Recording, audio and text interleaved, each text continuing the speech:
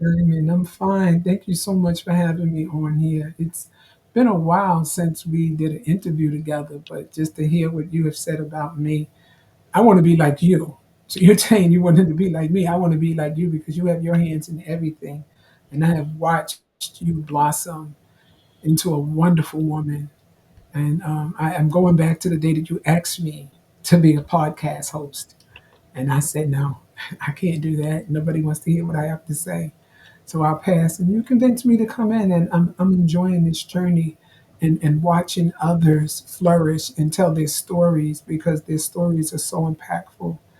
And it leads to other conversations and it brings listeners to the forefront to say that I have something to say and I need to say this and get it off my chest. So I thank you for this platform to be able to let me go out and speak with people. And it's just been, I'm not even gonna say an awesome ride, it's an awesome journey that I'm on. And as long as you'll have me, as long as I'll be here. So it's just been wonderful. Wow. Just been So, a little bit about Black Diamond. For those that may not know who you are, um, I know there are so many facets about you. Let's talk about you being a best-selling author. I still have a problem with that word author, even though I know I use it in my title, and I only use it in my title because there's someone with a similar name who's a writer. So I just put that in the front of it. I don't really call myself an author. I say somebody like Maya Angelou is an author. I'm nowhere near that. I just write, and whatever comes to my mind, I write. I could sit on the bus and there could be something going on. By the time I get off the bus, it's a story that I've already written. So it just comes to me in that way. And excuse me. And I just continue to write and I'll write and write and write. And part of that way, I'll discover something else in that and I'll make it out of the second part. So sometimes it takes me a while to write my books and publish them. And I've been working on them for years. It's because it's more than one at a time that I'm doing because it happens to split. And that's what happened with the Stacey F. Journey split into four books, and they were released within the same year, several months behind each other.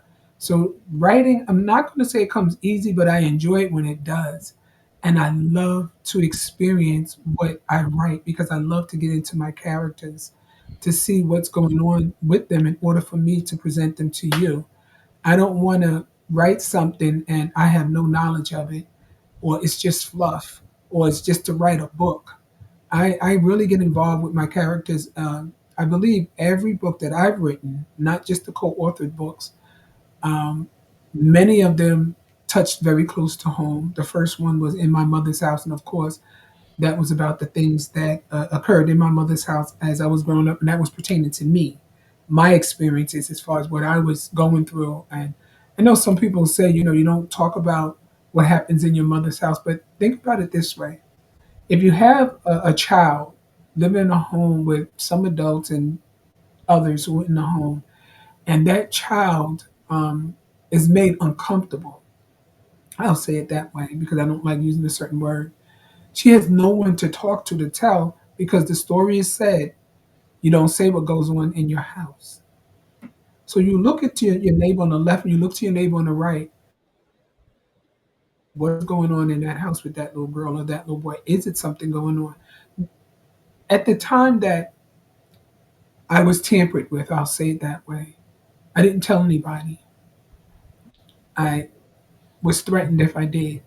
So I kept it to myself. I was in my 40s when I finally said something about it. And the individuals that I told about it, they cried. And I told them it was nothing that you could do because you were a child too. But I've always grown up.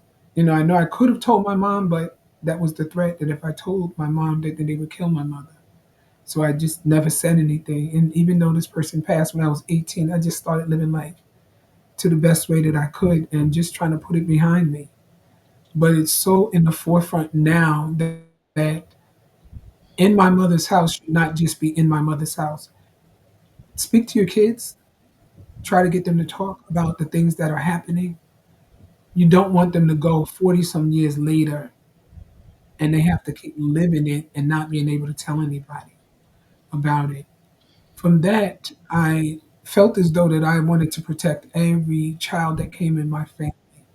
No matter what, I wanted to just be there. I didn't want people around them. I didn't want them to go near certain people. I just felt uncomfortable for them, but nobody knew what I was going through. So it came to the point where I was parenting these children, and I wind up being their, I guess, surrogate parent, adopting them, being a foster care parent, resource parent, custody and guardianship. And now, the last time you and I spoke, I only had 12, and you're my bonus, so that's 13.